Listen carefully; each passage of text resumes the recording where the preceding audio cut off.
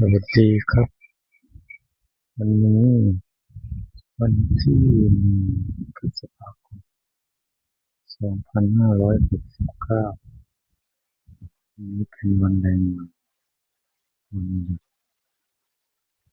ผมจะมาถ่ายให้เพื่อนๆดูต้นไม้ที่ผมปลูกไว้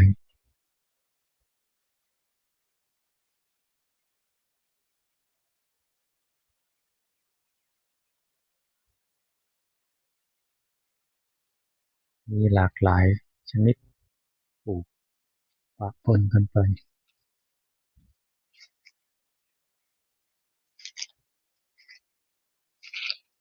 มีต้นยางนา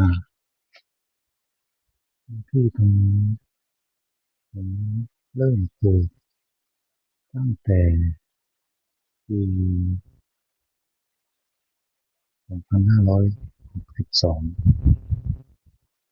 ส่วนมาก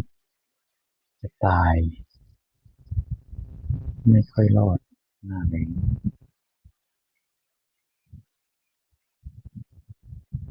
มีต้นยางนาที่เหลือรอบอยู่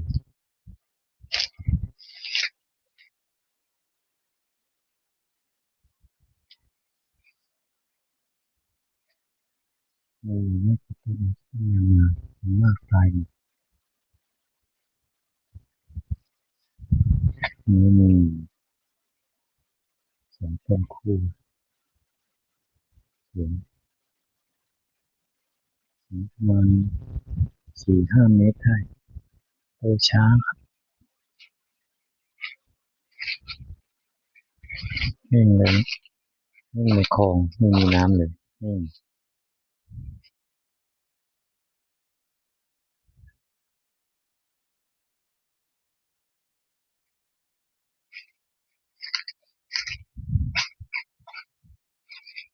มาพื้นที่นี้ผมไม่ค่อยดูแลดูหญ้าโคตรรกมากไม่เคยได้ตัดเลยปล่อยเลย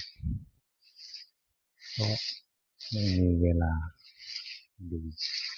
มีเวลาแค่วันอาทิตย์วันเดียวมีต้นฝรั่งแต่นำมาปลูกไว้แทนต้นไม้ที่ตาย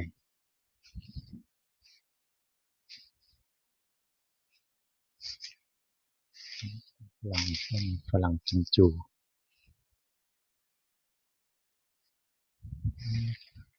ต้นยางนาอีกต้นหนึ่งต้นไม่สูงโตช้ามาก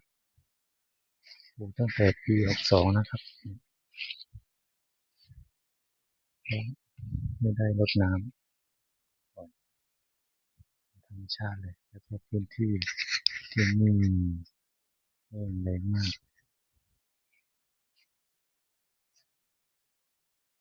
มีต้นฝรั่งต้นไม่ว่างที่ว่างนี้ยังไม่ได้ปลูกซ่อมตายเยอะมีต้นสะเดา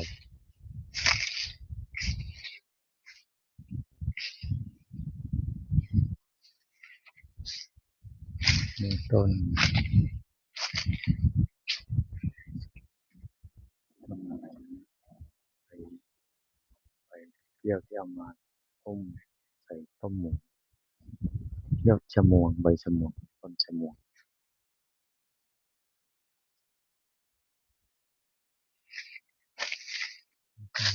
ฝรั่งกิมจูอีกต้นหนึ่งเป็นต้นใหญ่นี้ใหญ่นี้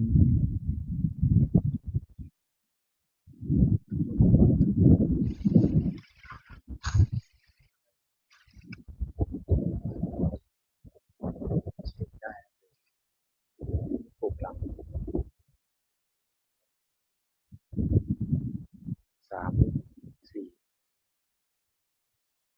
โตเร็วถ้ามีตัวดี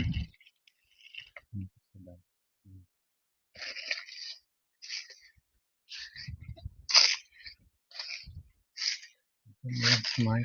ขึ้นเองเป็นตามธรรมชาติเขาขึ้นเองต้นอีซึกที่นี่โตไว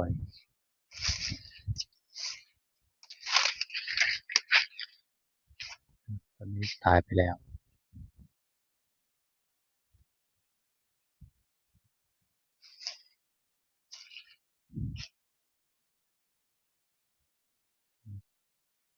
ไม่โตมีต้นอีซึกที่ขึ้นเองโตไวมากเลยเป็นไม้น่าจะเป็นไม้ถิ่นเกิดพื้นที่มันน่าจะเป็นไม้ถิ่นที่ขึ้นโตดีไม้แดงต้นแดงปลูกเมื่อปี62แดงทิ้งใบเพิ่งแตกยอด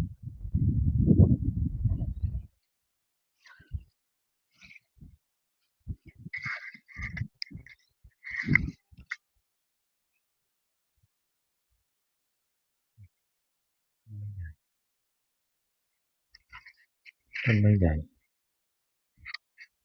สูงประมาณ6-7 เมตรได้แล้วนี่ใกล้จะตายต้นปลูกกระจงแรงไม่ได้กลับมารดน้ำตั้งแต่มีนามีนาเมษาเดือนตายเยอะสะเดา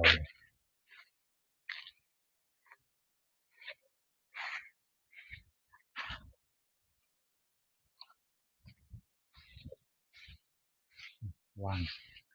ว่างมากตายหมดต้นไม้ตายหมดนี่คือสะเดาสะเดา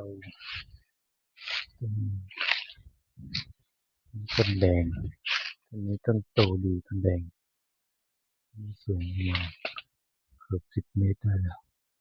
เดินต้นนี้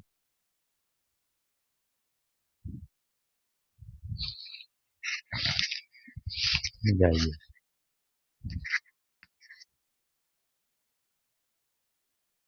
หมดเป็นไม่ใช่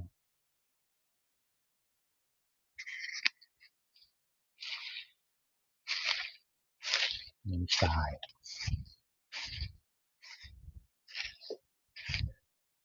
มันตะเคียนเรียนเขาปลูกเมื่อปี62มันไม่โตไม่มีน้ำแล้วก็ไม่ได้แต่งกิ่งด้วยปล่อยธรรมชาติ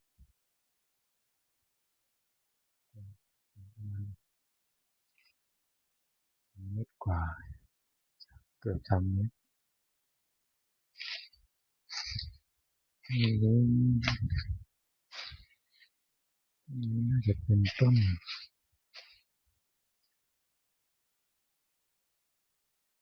ชื่ออะไรนะนี่ปลูกไว้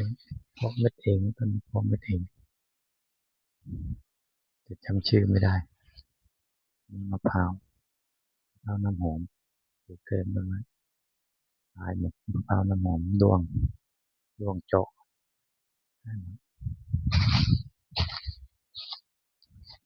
นี่ก็ตะเคียนอีกต้นหนึ่ง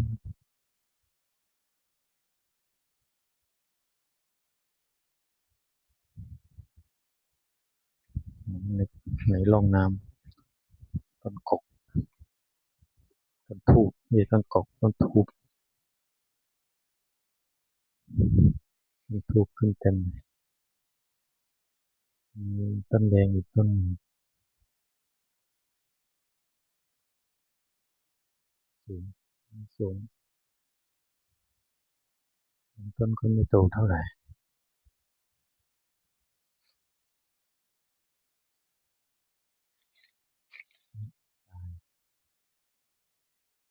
ตายหมดเลย ไม่เหลือไม่ได้ปลูกซ่อมโซนแปลงนี้ไม่ได้ปลูกซ่อมเพิ่มปลูกอีกแปลงหนึ่งดูทีละแปลงก็ดูรวมกันไม่ทันนี่น่าจะเป็นมะข่าโมงมะข่าโมง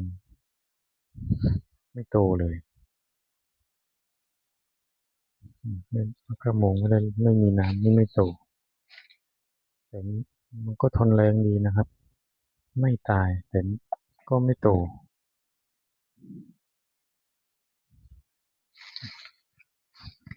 ยางนาต้นนี้ถ้าผมบอกไปว่าปลูกเมื่อตั้งแต่ปี62นี่คงไม่มีใครเชื่อ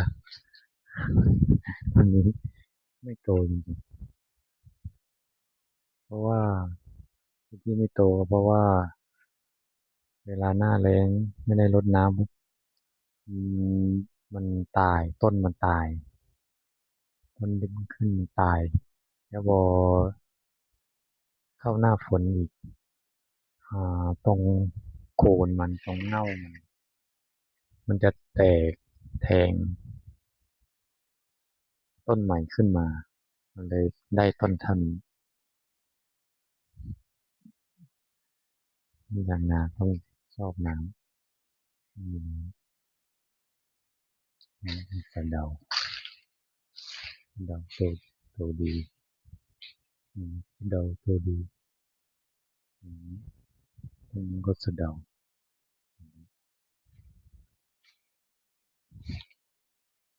ตรงนี้ระหว่างไม้ปลูกมีละมุดมุดกระสวยอินโดปลูกนานแล้วไม่โตเหมือนกันไม่ได้รดน้ำมีเหี่ยวตายเลยตายได้บ้าง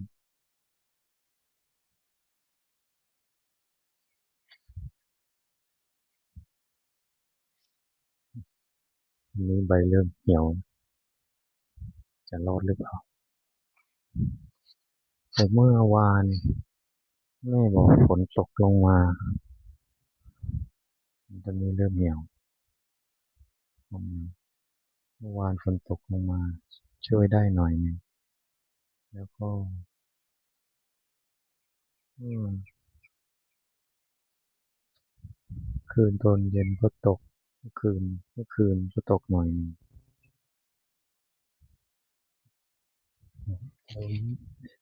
เดี๋ยวนี้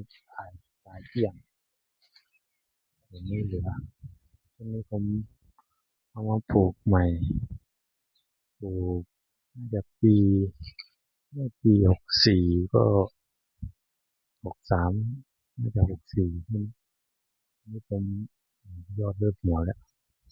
นี่ผมเพาะเม็ดเองเก็บเม็ดจากแถวข้างถนนมาเพาะนี่ต้นอะไรนะชอบลืมชื่อตลอดเลย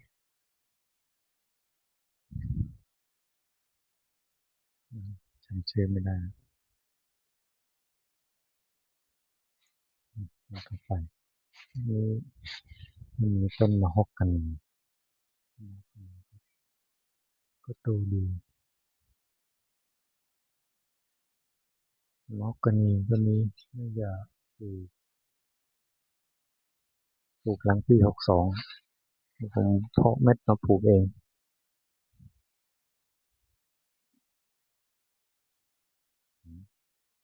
สูงเกินสูงจะ18 เมตรได้แล้วนี่ว่างหมดเลยตายนอนโหดูหญ้าเนี่ยครับไม่เคยเลยหญ้านี้เหยียบไม่ถึงดินเลย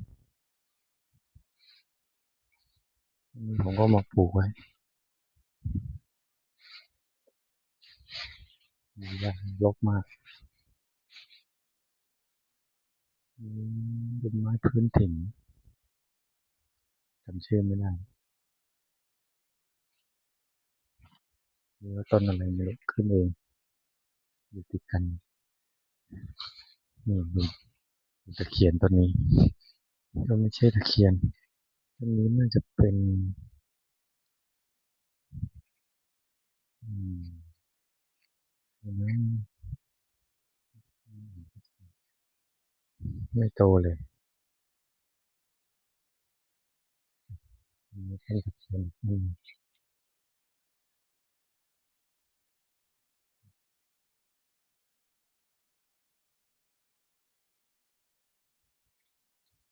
ข้างมะม่วงลงไปมะม่วงตลับหน้าโอ้ก็พันธุ์โบราณปลูกไว้3 ต้นมะม่วง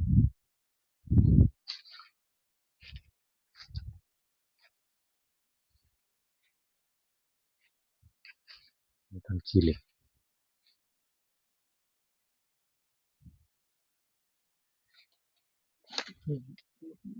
เชียนอีกต้นหนึ่ง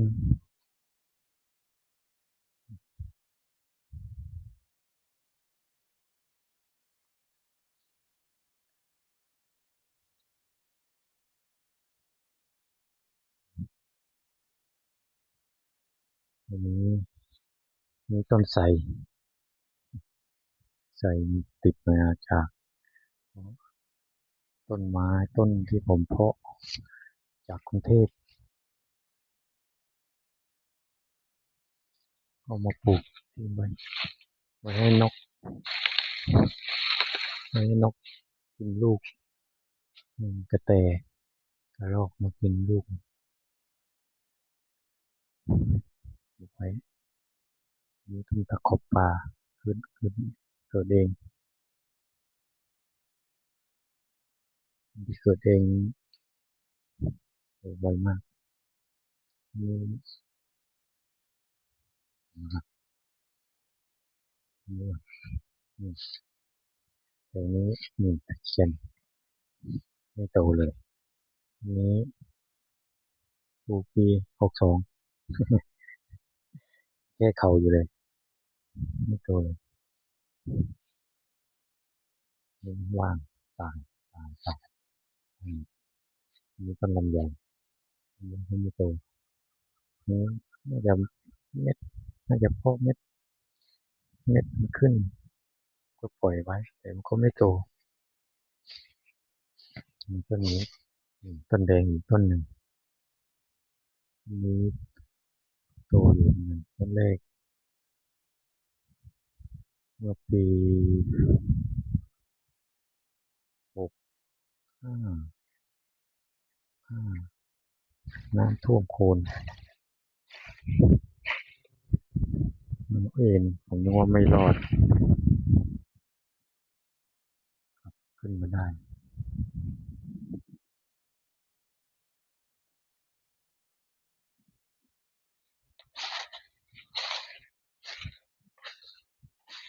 ตายหมดเลย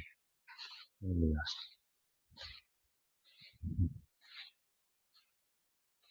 สะเดาเราก็โตไม่ค่อยดีไม้โตมันเกิดเองชื่ออะไรไม่รู้นี่มีต้นอะไรนะ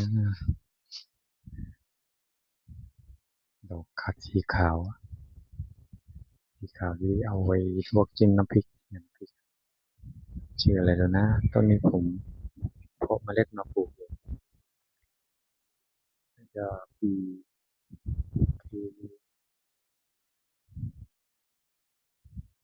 หลังปี 62น่าจะ63 64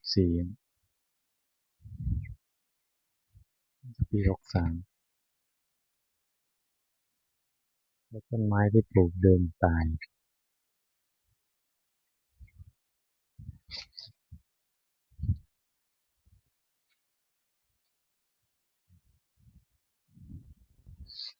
แสดงคือเป็น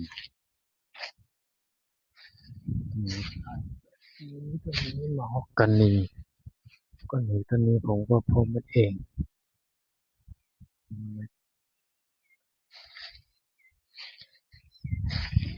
แถ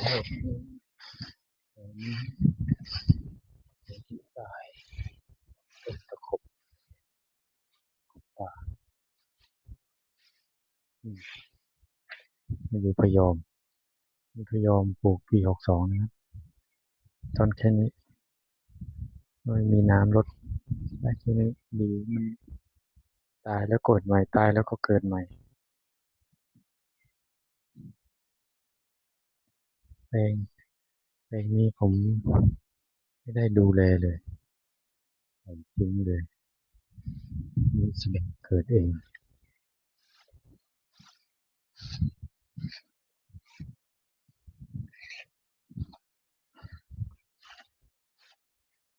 ไม่โตไม่ตายหมดตายเกลี้ยงนี่ต้นนี่ก็เพาะเม็ดมาปลูกเองนี่เขามีดอกแล้วต้นใหญ่แล้วโตใหญ่แต่ผมไม่ค่อยได้แต่งกิ่งเลยไม่สูงเท่าไหร่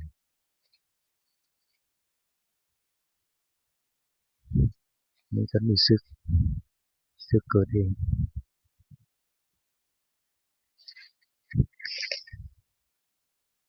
อืม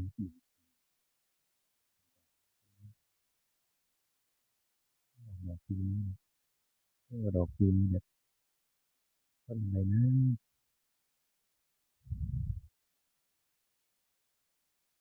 ชื่อชื่อไม่ออกดูแถวสุดท้ายนี่เนินขึ้นมาก็ผมขุดดินขุดร่องขุดร่องน้ำนี้มากองดินมากองไว้พื้นที่ไม่ปรับพื้นที่ไม่ดีเพราะตอนนั้นผมยังไม่เข้าใจเรื่องการดูพื้นที่หรือว่าการ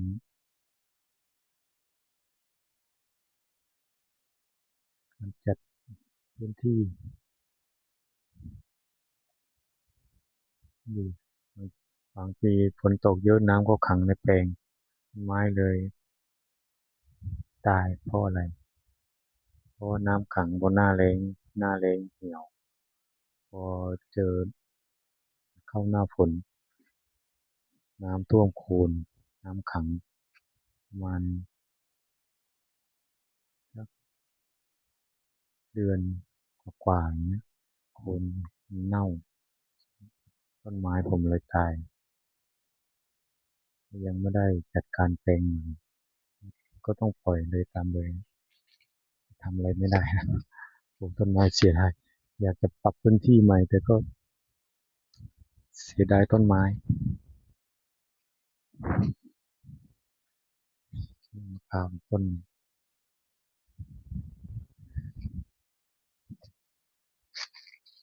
สูงขนาดนี้แล้วเพิ่งอ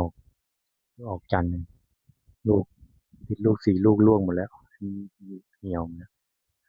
เพิ่งออกจันทร์อีกจันทร์หนึ่งไม่รู้จะติดหรือเปล่าโอ้2 จันทร์เลยออกช้ามากเปล่าน้ำหอมโอ้ไม่ได้ค่อยดูเลยเมื่อน้ำแห้งไม่มีน้ำเลย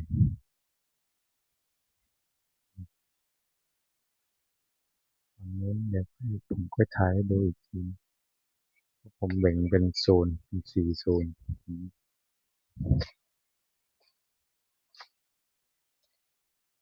มีต้นพะยอมต้นนี้โตอยู่ก็โตไม่ดีเท่าไหร่เดี๋ยวมีอีกแปลงหนึ่งที่โตที่สุด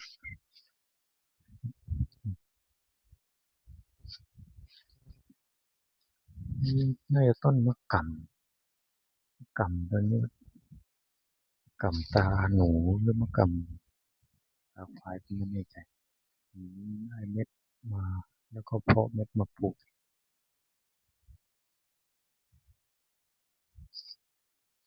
นี่ต้นเพกาเนี่ยจะเอามาปลูกไว้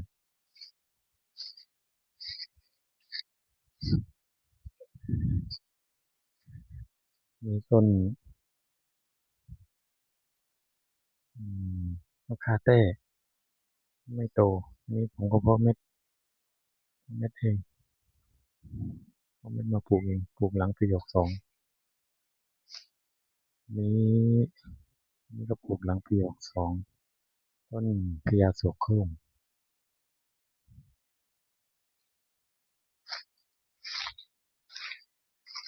นี่แถวนี้เป็นแถวสุดท้ายแล้วครับของโซนนี้มีน้ำหน่อยๆมีต้นของเกิดขึ้นเองเอาไว้ทำฐานนี่มะข่าโมงปลูกปี62ต้นนี้ไม้ที่ผมปลูกเมื่อปี62เป็นต้นกล้าจากกรมป่าไม้ได้ขอกล้าฟรีมามะข่าโมงแต่เป็นสองงามโตช้ามะข่าโมงปีนี้ยังรอดอยู่ต้นตายหมดต้นสุดท้ายของโซนนี้อันนี้ต้นสำโรงอันนี้ผมไปเก็บผมไปเที่ยวที่นครราชสีมาผมเก็บเม็ดมาแล้วก็มันเลี้ยงดีมากสำโรงนี่ปลูกหลังปี62นะมีจำปีไม่ได้เดี๋ยวก็ทนเลี้ยงดีต้นสำโรงสรุปแปลงนี้พื้นที่ประมาณหนึ่งไร่ประมาณนี้เพราะผมขุดคลองนี้ที่จริงผมมาขุดหลังปี62แล้วผมปลูกต้นไม้ไป1 ปีแล้วผมมาขุด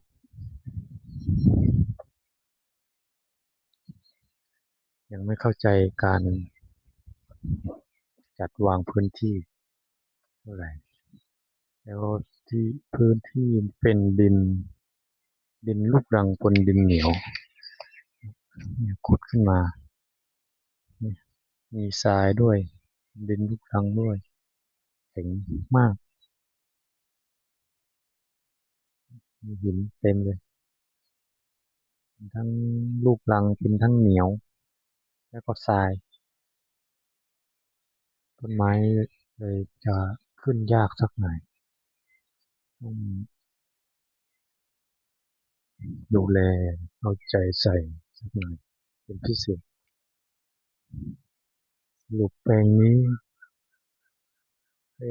ที่ปลูกปี62มีอยู่ที่เหลืออยู่นะครับเดี๋ยวผมนับให้ดูนี่มะข่าโมงต้นที่1ที่เหลืออยู่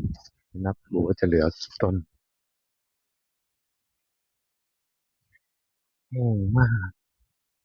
หญ้าเหี่ยวหมดเลยแห้งมากเดี๋ยวนับเฉพาะต้นที่ปลูกเมื่อปี62นะครับต้นที่2เนี่ยนี่ต้นที่2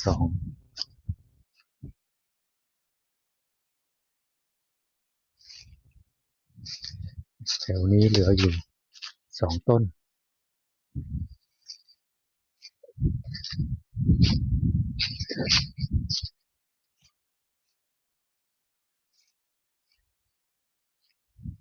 มาแถวนี้ถ้าปลูกปี62นี้แถวต้นไทรนี้ไม่มีต้นรอดเลยแถวนี้ไม่มีต้นไหนรอดเลยเพราะปี62มาแถวที่สามไปปลูกปี62นี่เหลือต้น ตะเคียน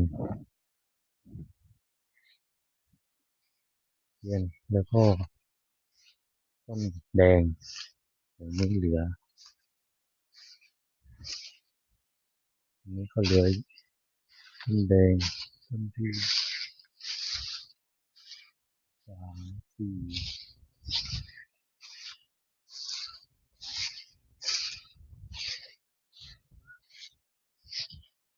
45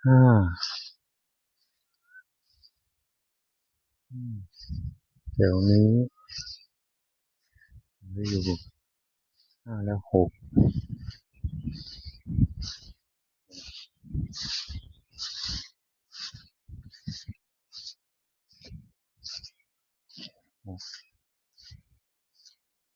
ต้นนี้ต้นที่7ต้นนี้ต้นที่8แถวนี้ก็ต้นที่9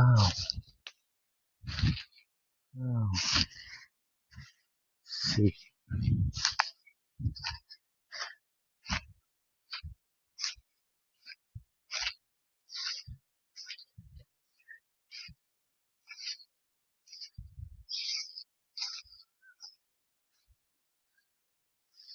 10 11 12ต้นแดงต้นโน้นแถวนี้แถวนี้แถวนี้เหลืออยู่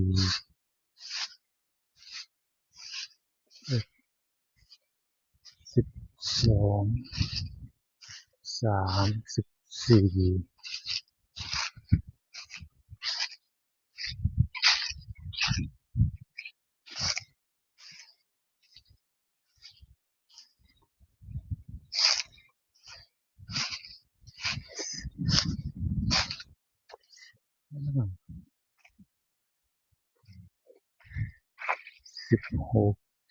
7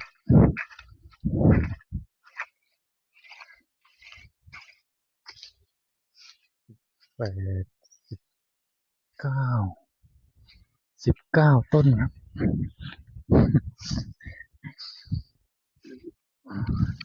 ปลูกไปหลายต้นมาก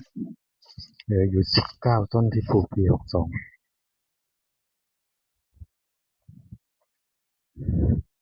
มีสระน้ำที่ขุดไว้